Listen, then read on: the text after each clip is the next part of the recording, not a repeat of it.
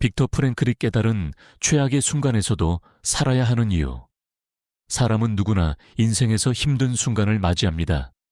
실패, 좌절, 상실, 그리고 때로는 도저히 벗어날 수 없을 것 같은 절망까지.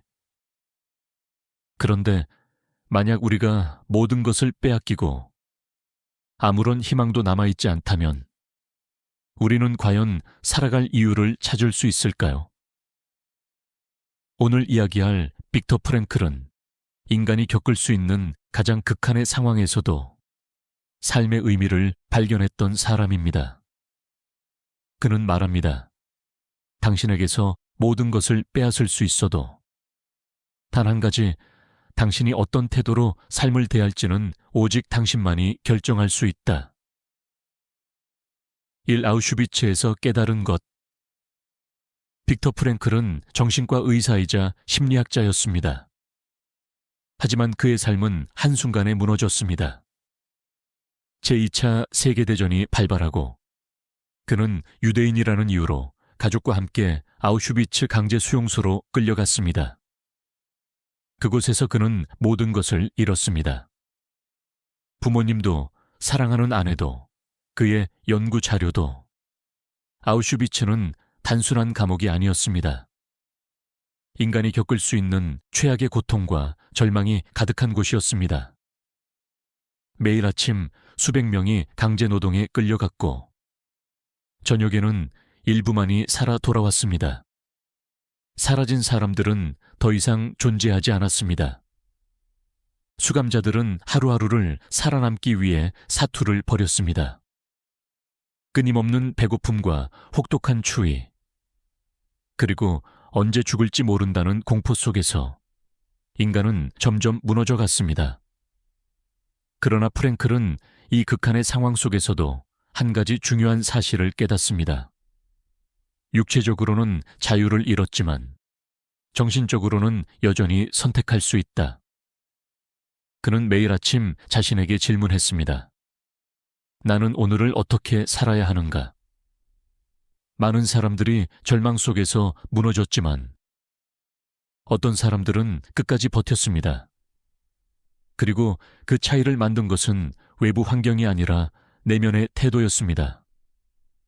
어느 날 프랭클은 자신이 과거의 기억을 떠올리며 머릿속에서 아내와 대화하고 있다는 것을 깨달았습니다. 그녀는 곁에 없었지만 마음속에서 그녀를 떠올리는 순간만큼은 사랑과 희망이 가득했습니다. 그는 깨달았습니다.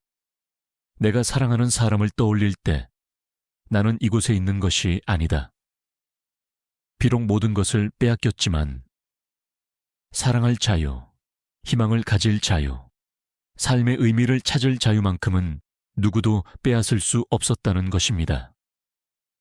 그는 이런 깨달음을 바탕으로 같은 처지의 수감자들에게 희망을 이야기하기 시작했습니다. 우리는 이곳에서 나갈 것이다. 그리고 우리가 겪은 이 모든 고통은 언젠가 누군가를 돕는 데 쓰일 것이다. 이 말에 많은 사람들이 힘을 얻었습니다. 그리고 그의 곁에는 희망을 품은 사람들이 살아남기 시작했습니다. 프랭클이 강조했던 것은 단순한 긍정이 아닙니다. 삶의 의미를 찾으려는 태도였습니다. 아우슈비츠에서 살아남은 사람들은 단순히 강한 육체를 가진 사람들이 아니었습니다.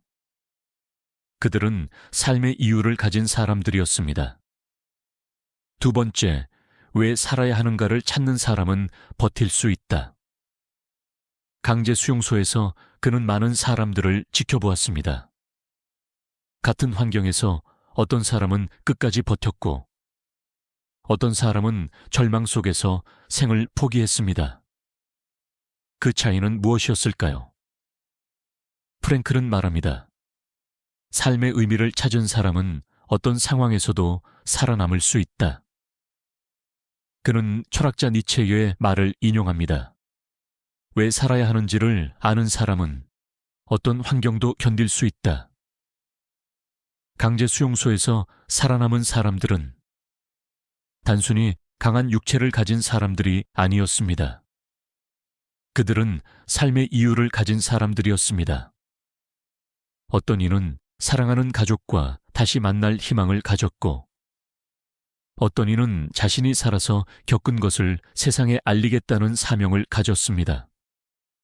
삶의 이유가 있는 사람은 그 어떤 절망 속에서도 희망을 놓지 않았습니다. 세 번째, 우리는 어떻게 삶의 의미를 찾을 수 있을까? 그렇다면 우리는 어떻게 살아야 하는 이유를 찾을 수 있을까요? 프랭클은 이렇게 말합니다. 삶의 의미는 우리가 정하는 것이다.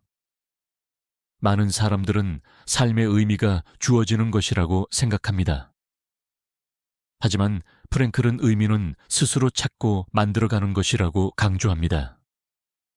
우리가 어떤 태도로 삶을 대하는지가 우리의 존재 가치를 결정한다는 것입니다. 그는 세 가지 방식으로 삶의 의미를 찾을 수 있다고 말합니다.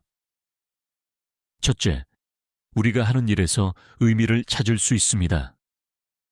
자신이 하는 일이 타인에게 도움이 된다고 느끼거나 혹은 개인적인 성취감을 느끼는 순간 우리는 삶의 의미를 부여하게 됩니다.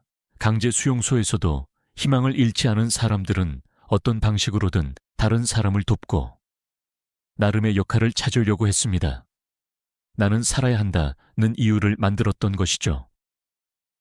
둘째, 사랑하는 사람들과의 관계에서 의미를 찾을 수 있습니다. 프랭클이 수용소에서 살아남을 수 있었던 이유 중 하나는 사랑하는 아내를 다시 만날 것이라는 희망이었습니다. 그는 말합니다.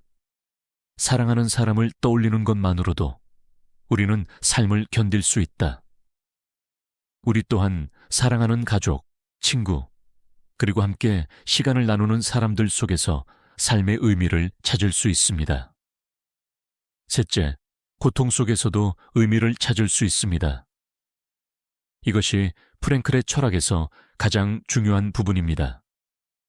우리는 고통을 피할 수 없지만 고통에 어떤 의미를 부여할지는 선택할 수 있습니다. 그는 말합니다. 고통이 반드시 불행을 의미하는 것은 아니다. 삶에서 우리가 겪는 고난은 우리의 태도에 따라 의미 있는 경험이 될 수도 있습니다. 누군가는 자신의 아픔을 통해 다른 사람을 돕고 누군가는 어려움을 극복하며 더 단단한 사람이 됩니다. 결국 삶의 의미는 우리의 선택에 달려 있습니다. 주어진 환경이 아니라 그것을 어떻게 받아들이고 해석하느냐에 따라 우리는 언제든 새로운 의미를 만들어갈 수 있습니다. 네 번째, 마무리. 빅터 프랭클은 강제 수용소에서 살아남아 세상에 그의 깨달음을 전했습니다. 그는 로고테라피, 즉 의미 치료라는 개념을 창시하며 사람들이 삶의 의미를 찾도록 돕는 일에 헌신했습니다. 그는 말합니다. 삶이 우리에게 질문을 던질 때 우리는 그 질문에 어떻게 대답할지 선택할 수 있다. 오늘 우리가 힘든 상황에 처해 있다면 우리는 어떻게 대답할 것인가요? 지금 이 순간에도 우리는 의미를 찾을 수 있습니다. 영상이 도움이 되셨다면 영상의 좋아요를 부탁드립니다. 구독과 댓글도 해주시면 영상 제작에 큰 힘이 됩니다.